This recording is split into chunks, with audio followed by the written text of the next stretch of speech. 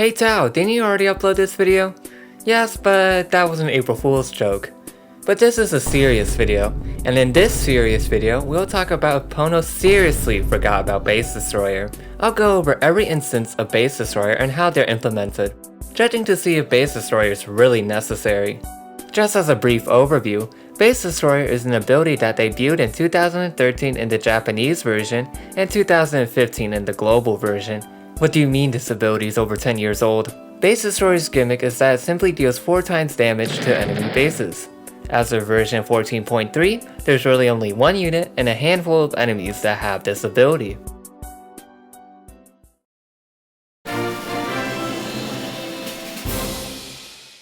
Warlock and Pierre is probably the first thing you think about when talking about the Base Destroyer ability. However, Base Destroyer only exists in his first form, which is kind of funny for an ability that's over 10 years old. There's only one form in which it appears in. Since it only appears in the first form, I'll be referring to his first form throughout the video as Warlock and Pierre. Warlock and Pierre possesses high stats, but his main drawback is his target only ability, though the main highlight of this unit is obviously his Base Destroyer. At level 30, Warlock and Pierre deals over 400,000 damage per hit to enemy bases. While this sounds broken on paper, he isn't used much outside of cheese strategies due to how expensive he is, and sometimes his target only ability does not really work that well. Warlock and Pierre essentially becomes an escort unit in stages where floating and aliens don't exist, meaning you have to bring extra units that can push towards the base. While I do feel like escort units could be an interesting gimmick, I don't really see them being viable in many strategies. Warlock and Pierre is proof of that. Furthermore, I feel like escort strategies would not compare to rush strategies, especially since there's so many good rushers in Battle Cats. In short, Warlock and Pierre is just a cheese unit. Base Destroyer may not even be necessary here since Warlock and Pierre already possesses such high stats to begin with. His target only ability already prevents him from abusing his high stats, so might as well just remove Base Destroyer and give him more attack. Pretty much no one will notice.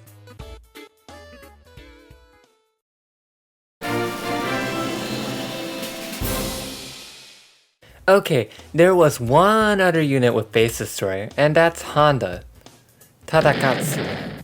Honda is a PC exclusive unit, but he does have Base Destroyer ability, so he counts for this video.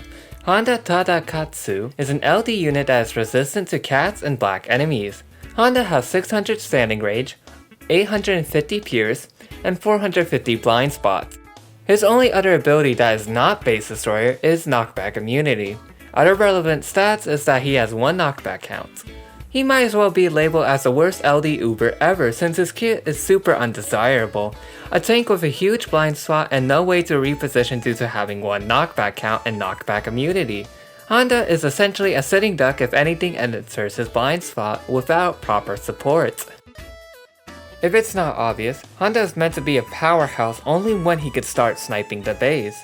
While Honda's damage per hit on bases is not as strong as Warlock and Pierre's, he still deals over 160,000 damage per hit. Especially in PvP, enemy bases will be crippled just by a single hit from his attack.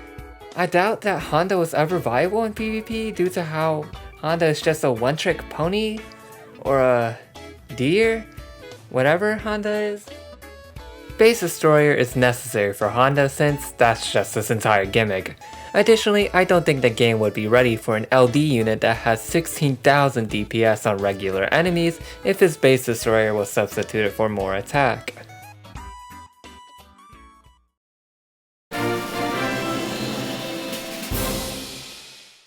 I really cannot continue on from this segment without talking about how there's a few indirect counters to Base Destroyer. The most obvious counter is Green Barrier, an indestructible barrier that prevents players from destroying the base without defeating the boss first.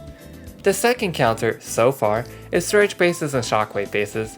There are no units with Base Destroyer and immunity to waves or surges, so even approaching the base is risky. While there are not many counters, nor are they important, I thought I should just bring it up since it does make Base Destroyer on units less viable.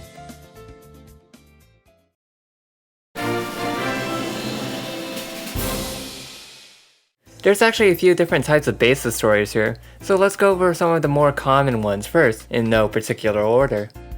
Big Sao is a notable enemy with Base Destroyer. He has infinite burrows, high stats, and can easily one-shot your base with Base Destroyer. However, the strange thing is that Big Sao will really only attack your base thanks to his infinite burrows. There's really not a single instance where he attacks and somehow misses your base. So the Base Destroyer here kinda seems useless. At the very least, it's easily replaceable by just giving Big Sao more damage. The only point I see with Big Sao having Base Destroyer is that if Big Sao is weakened, he would just not decimate your units if the base manages to survive. All Kamel variants have Base Destroyer too. All of them are long-range snipers, usually accompanied with multiple peons and maybe some strong pushers. They function similar to Honda, snipers with low knockback counts meant to have really high DPS against bases. Although, unlike Honda, all the Kamel variants do not have a blind spot in exchange for less range. Although not a common enemy in terms of stage appearances, the stage he mainly appears in is annual, so it counts. Gory Groom also has Base Destroyer just to accommodate his slower speed and weaker pushing power compared to Gory Black. Though much like Gory Black, he has very short range and is easily counterable. I would say that Base Destroyer here is useless, but then again, a 16,000 DPS Gory variant would be absolute hell to fight. Did you know Cory also has Base Destroyer? And it's actually quite reasonable. The main threat of Cory is his 100% chance for a level 4 Shockwave, giving him excellent pierce and double DPS. However, the bases are already immune to Shockwave, so Cory would just deal pitiful damage against bases. To accommodate this issue, he has Base Destroyer so you don't have to endlessly suffer while Cory just spawn camps your units. Then you have Cyberface, which is basically a stupidly stronger version of Cory to the point where Base Destroyer is not even necessary. Cyberface will usually spawn as a game over condition, with some exceptions such as facing danger. Cyberface already deals ridiculous damage without his Shockwave, though it's not strong enough to one-shot a base, minus Baroque Beasts. However, since Cyberface will already decimate a majority of your units, Base Destroyer here could also just be replaced for higher attack. Speaking about Base Destroyer being used as a mean for game overs, let's go over some more examples. Crazed Tank Cat and Manic Tank Cat also have Base Destroyer, which is funny since no other Tank Cat variants have Base Destroyer. Usually these enemies alone don't have much pushing power by themselves, but the real threat comes from when they can shield enemies that can push. Base Destroyer here is essentially a game over, and there's not much to it. The Nutcracker Witch, aka Homo Lily, is similar to Crazed and Manic Tank. Unlike the tanks, Homo Lily does not have high DPS, so the reason she has Base Destroyer is the same reason why Cory has Base Destroyer. Ramiel is essentially a stronger version of the Kamels, with an oppressive standing range of 1000 and a pierce that reaches up to 2500. Ramiel safely snipes bases from afar, though this is not much of an issue since Ramiel is also really easy to stall with that standing range. However, I will mention that over half of the stages he appears in, which are Baron stages, his Base Destroyer becomes useless as his magnification is so high that a regular attack without the Base Destroyer multiplier would just one-shot the base anyways. So just for the Baron, his Base Destroyer is useless. Speaking about Base Destroyers that have become useless due to magnification, let's go over some examples here. Walpurgisnacht is an obvious one since Walpurgisnacht only recently appeared in Barons. From Cycle 5 to Cycle 20, her Base Destroyer becomes useless as her damage and crit multiplier becomes strong enough to one-shot the base. However, did you know that her Base Destroyer did have a use before? She originally appeared in one stage at 100% magnification, and later nerfed to 10%, so her Base Destroyer was just used as a game over condition. Godzilla.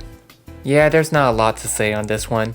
There's literally only one stage where he doesn't have an insanely strong magnification that would one-shot your base without Base Destroyer. The only other notable thing is that Godzilla has the highest range out of all other enemies that I've talked about so far, including Shockwaves. Type 10. Yeah, I think this one was just for accuracy. I mean, I think a tank could reasonably blow up a building.